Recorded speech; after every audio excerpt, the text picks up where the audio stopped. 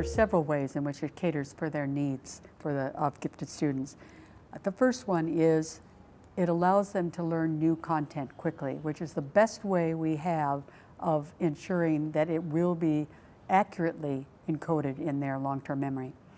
So that's a very important thing, the flexible pacing. It is a flexible pacing that we're talking about, even though we call it an accelerated pacing, because there will be times when it's fairly basic information that needs to be learned, and they can be learning at that very fast pace. And there'll be other times when we want them to go more deeply and look at more complex ideas, and it may then be that we have to slow down the pacing. Overall, when we do acceleration, though, we will see them going beyond their year level in terms of what they do accomplish with acceleration. The second thing is that it does allow students to get into an advanced topic and have the time to go into it with great depth. If the regular learning has already been demonstrated as mastered, they now have the time to take this area, if it's an area of interest to them, and really go all the way down, just drill down deeply till they feel like they've filled their soul almost at this point, in particularly if we are doing single subject acceleration. The other thing that may be of advantage to them with acceleration is that we will probably shorten the number of years in which they languish in the K-12 system. It's not that we're doing that deliberately, but we know from studies that have been done, and yes, their survey studies are not the best, but studies that have been done in the United States, that anywhere from a quarter to a half of gifted children's time in school is spent relearning what they already know. And so we need to find a way to not have them languish during their school years, whether we keep them for 13 years or let them leave a little bit early. The main thing is that they have to master what we expect them to master, and then we have to fill their time accordingly if we're going to keep them that long. The fourth is that these students need to feel as if learning for them is a personal goal. And if they're not learning something new every day, what is their progress for the day? We want that new learning to be something that they expect when they come to school, that they accept and will do when they come to school. And at the end of the day, if their parents ask them what they did, they actually have something exciting to tell their parents. So we want the acceleration itself to say, we know you can do this much more quickly, we know you can go more deeply here, go for it, right?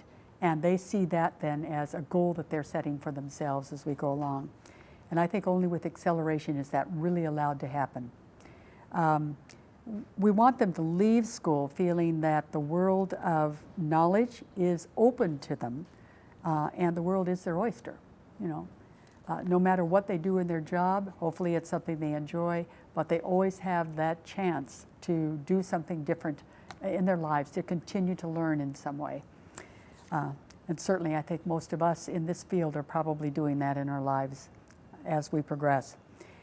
Another way that I think acceleration caters for these learners is to help them become more self-directed than they might have been if they'd gone with a year-level class and stayed there the whole time with that year-level class. As they move through the levels, more responsibility is placed on the student. And therefore, if you're going at it earlier, it gives you a chance to get your self-direction in place before it really, really matters, right? So I think that is one of the benefits, one of the many benefits of acceleration for students. I think it also helps with self-efficacy in these students. If we look at the research we have, slim in some areas, but if we look at the research on different forms of acceleration, we do see that their self-efficacy improves. Sometimes it's only a small or a slight improvement, but it's positive. They're moving up. And self-efficacy, I think, is a very difficult thing to change. And anything we can do, whether it's acceleration or personal praise for what they've done, or getting them actively engaged in some kind of project that fills their soul, that kind of thing, we're working on that self-efficacy piece. And again, it's a hard nut to crack. We want them to feel that they're motivated to be challenged. They don't look at challenges, oh my gosh, this is a reason why I'm going to fail. I'm finally going to fail at something. And we want them to feel that as they learn new knowledge, they're also learning about themselves and their own capabilities. In terms of acceleration itself, I know this has been said many times over, but years ago, I sat in on a lecture by Professor John Feldhusen, and he really is one of the grandfathers of our field. No longer alive, but what a wonderful contribution he made to our field. And he once put together a nice little, I don't know if you'd call it a rubric, but how we should think about whole grade acceleration in schools. And he said we could do that somewhat by a child's IQ. So if a child has an IQ from 120 to 140, we should be able to bypass 1 to 2 year levels during the K-12 system. Now that's quite a shocker right there, because it's rare that we even do it for one child, let alone all of those that might be in that category. Obviously, we have to pick the right time. For some, it may be in the early years of school.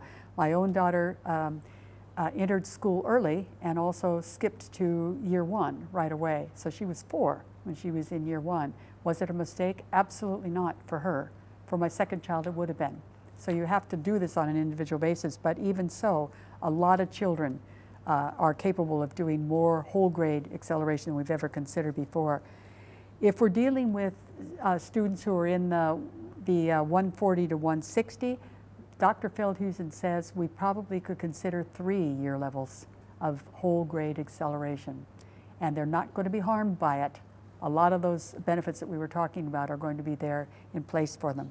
And certainly Professor Miraca Gross here in Australia has done a lot of talking about radical acceleration, and we're kind of getting at that point of her studies. Her study sample were around that range of 165. So there you are.